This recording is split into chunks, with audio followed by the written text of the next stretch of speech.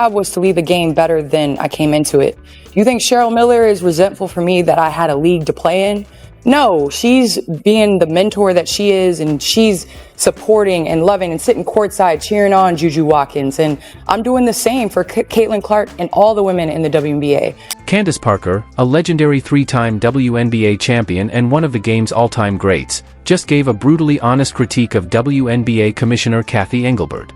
And make no mistake, her words were powerful and direct.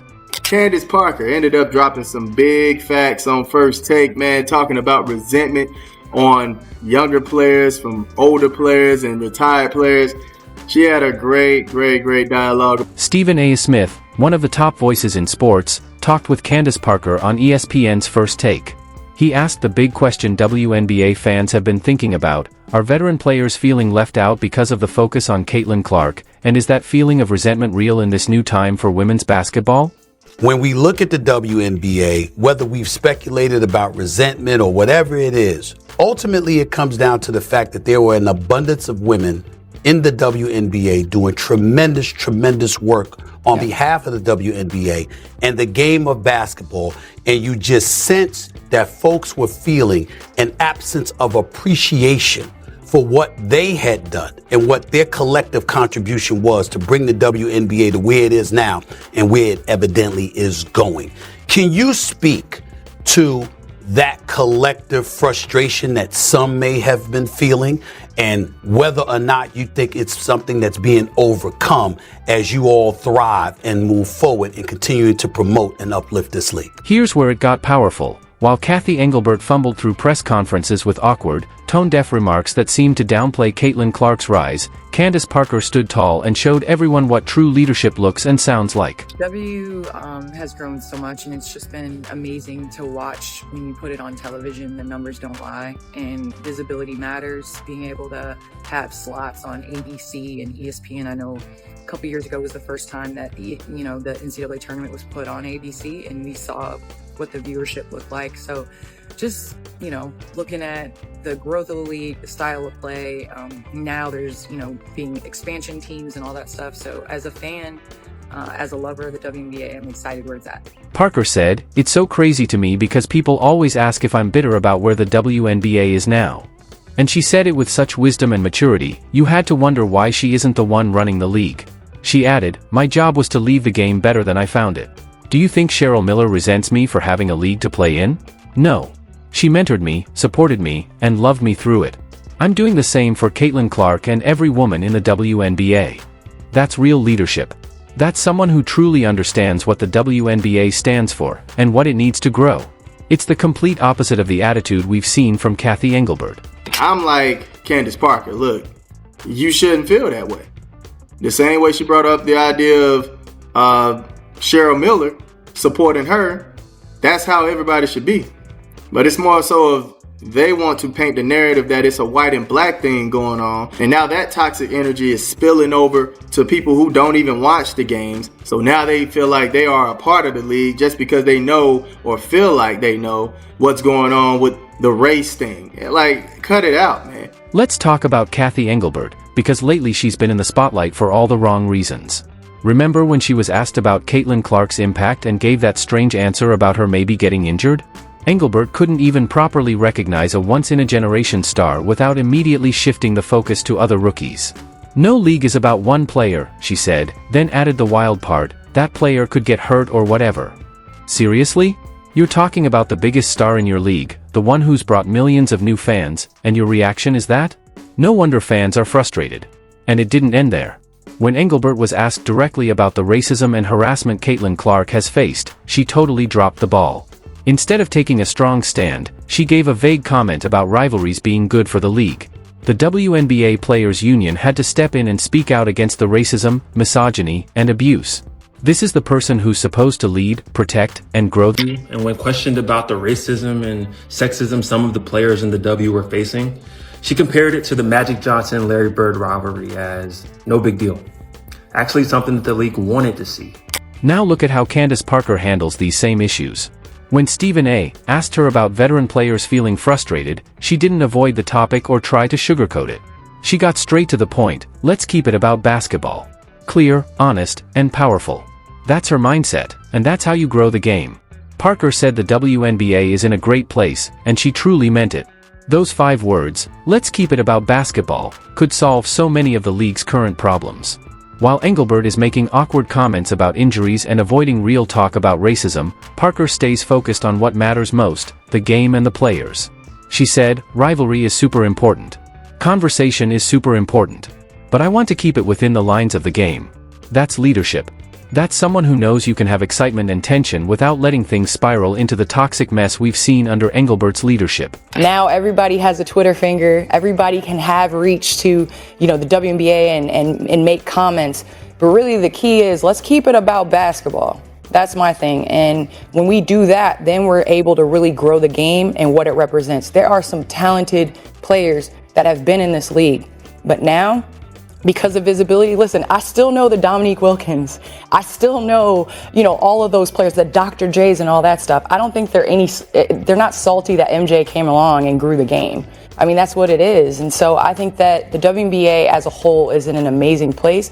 Now it's about business to me. It's about taking care of business and making sure. I would like to see, and I'll say this in the CBA, I would like to see more roster spots, because we can't have 11 or 12 women on a team. You got to lean into the player growth and player development. What really made the moment hit was Stephen A. Smith's reaction. You could see it happening in real time. As someone who supported Caitlin Clark from the start, he instantly understood what Candace Parker was saying. He realized she gets it. He's been saying for months how important Clark is to the WNBA's future, and he's watched Engelbert keep missing the mark when it comes to showing that. So when Parker spoke with intelligence, honesty, and heart about lifting up the next generation, you could almost see the thought in his head, why isn't Candace Parker running the WNBA? Merchandise sales were also up 450% for the WNBA, according to Fanatics, and Clark was the top-selling player and is 5th among athletes across all sports. Fanatics also reported a 100% increase in sales for WNBA-specific merchandise. It started with Caitlin Clark. And so now that we know all of this, and we've known that for months, now we get to turn around and look and see what exactly is it that the league will do, knowing that she's out for the next 2 weeks. Let's talk about how fans reacted, and it was huge. As soon as Parker's First Take segment aired, social media exploded. People praised her message and compared her to Engelbert. Comments like, "This is real leadership," and, "Finally, someone with common sense," were everywhere. Fans are tired of Engelbert always downplaying Caitlin Clark's impact. They've seen her mess up big interviews and seem out of touch with what the league needs. Then there's Parker, recently retired and not even playing anymore, who immediately shows love, wisdom, and support for the young stars. On one side, a commissioner who avoids giving stars their moment. On the other, a champion who knows lifting up the next generation helps the whole league grow. Happening. Tell us what happened. Tell us when it happened. Tell us the measures that you plan to put in place to stop this from happening. Put a name on it, Kathy. You come out and talk to the league. You come out and talk to the media. You come out and talk to the fans about what's going on. Candace Parker understands something Engelbert doesn't. Caitlin Clark isn't just a good rookie, she's a once-in-a-generation star who's changed how people see women's basketball. Parker knows this because she was that kind of player too. When she started in 2008, she won Rookie of the Year and MVP. She knows what it's like to carry that responsibility and be the face of something bigger. That's why when Parker talks about Clark, there's no jealousy or bad vibes, only respect. Parker said, "My job was to leave the game better than I came into it." That one sentence says it all. She's not fighting for attention. She's helping build the future. Turned her Twitter private. She hasn't proven or provided evidence that she was at the game yesterday. People who barely watch basketball or grift for engagement picked up on it and it blew up. There's yet to be any video evidence. Then there's the charter flights issue, a perfect example of the disconnect. Parker said the WNBA announced its $50 million investment in charter flights the very same day she retired. She posted her goodbye, got emotional, and then, boom, Engelbert steals the spotlight with a big announcement. Some might say it was just bad timing, but Parker's reaction shows a bigger problem. It's not just about the flights, it's about the message. A legend like Parker gives 16 years to the league, helps shape its identity, and as she leaves, a major change is announced without her.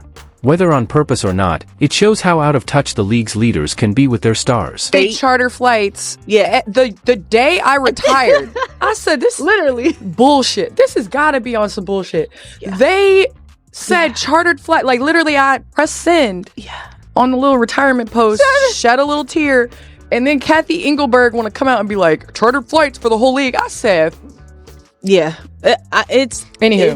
great. I'm happy for y'all. I am.